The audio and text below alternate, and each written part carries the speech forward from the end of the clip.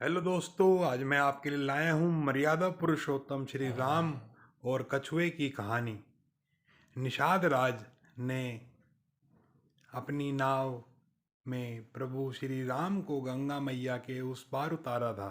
पुराणों के अनुसार भगवान श्री राम को गंगा मैया पार करवाने वाला केवट पूर्व जन्म में कछुआ था और श्री हरि के चरणों का अनन्य भक्त था। मोक्ष पाने की इच्छा से उन्होंने क्षीर सागर में भगवान विष्णु के चरणों का कई बार स्पर्श करना चाहा, पर असफल रहा। अगले कई जन्मों तक भी यही सिलसिला चलता रहा, लेकिन इस दौरान उन्होंने भगवान को पहचानने की दिव्य दृष्टि प्राप्त कर ली थी। त्रेता युग में कछुए ने केवट के रूप में जन्म लिया और फिर प्रभु श्री राम जब वनवास के समय गंगा मैया पर करने के लिए आए खड़े हुए तो केवट ने उन्हें पहचान लिया, मेरे प्रभु श्री राम है। रामायण के अयोध्या कांड में निषाद राज का वर्णन किया गया है।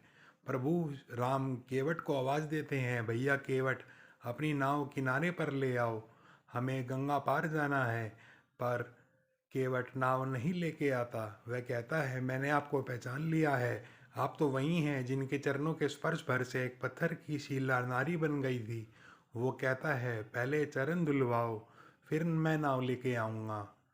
केवट कहता है, मेरी नाव तो लकड़ी की बनी है, लकड़ी तो पत्थर से कठोर नहीं होती।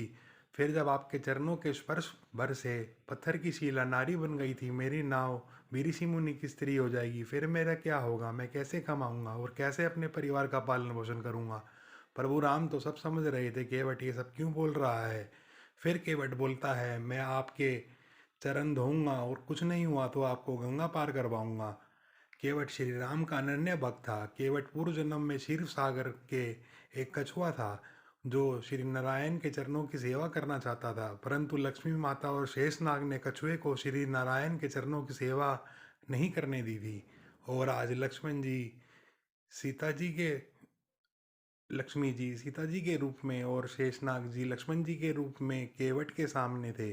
उन्हें चिढ़ाते हुए वे केवट गंगा मैया के किनारे प्रभु श्री राम के चरणों की सेवा कर रहा है।